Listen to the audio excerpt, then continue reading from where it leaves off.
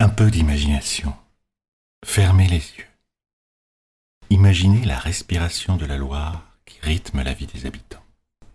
Imaginez, autrefois, toute cette vie sur le fleuve, toutes ces embarcations conduites par des bateliers et chargées de diverses marchandises, naviguant à la montée comme à la descente et qui parfois accostaient, faisant commerce et apportaient des nouvelles. La Loire a été appelée le fleuve du vin. Le vin n'est pas seulement une marchandise, c'est toute une culture au sens ethnique. Les bateaux transportant du vin, de même que pour les fruits, ont priorité sur les canaux desservant la Loire. De l'humble foin descendant en année de sécheresse des hauts pays, aux objets les plus précieux, à côté des classiques bois, charbon, vin, il y avait également le sel, l'ardoise, les draps, le cuir, les mérins, le fer, le poisson de mer salé, le plâtre, le miel, l'alun, le riz, la garance, les moules, le cuivre, la cire, le coton, l'ocre, les poteries, l'épicerie, les toiles, les huiles, les balles de soie, les oranges et citrons, le chanvre, les couteaux, le fromage, les fagots, le savon. Et encore papier, pierre, livres, faïence, verre, sucre, fruits frais ou cuits, confiture, marrons, noix, à l'occasion eau minérale, osier, foin. Même le fumier est transporté par bateau localement. Sur le fleuve, pêcheurs professionnels et amateurs se côtoient et viennent vendre leurs poissons et anguilles sur les quais.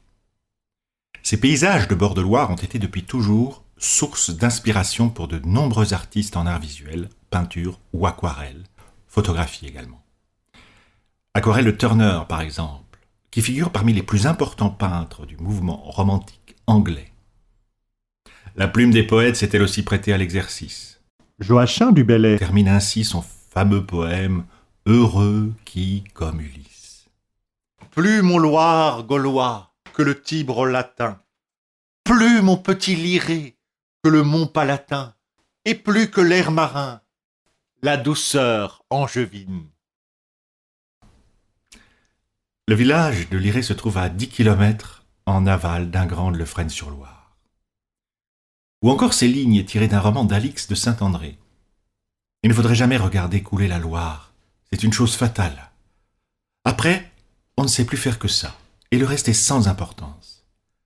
Elle dépose son sable dans vos veines, et grippe volonté, ambition, orgueil, tous les moteurs d'une virile agitation. Dans le pays, la plupart de ceux qui commandent sont des gars venus d'ailleurs, mais déjà leurs enfants sont en danger. S'ils ne s'éloignent pas rapidement des rives, il n'y aura plus grand-chose à en tirer.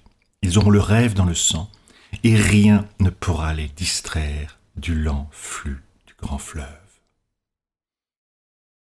Profitez bien de ce paysage, de cette lumière, avant de rejoindre la place des Halles avec tout près le grenier à sel.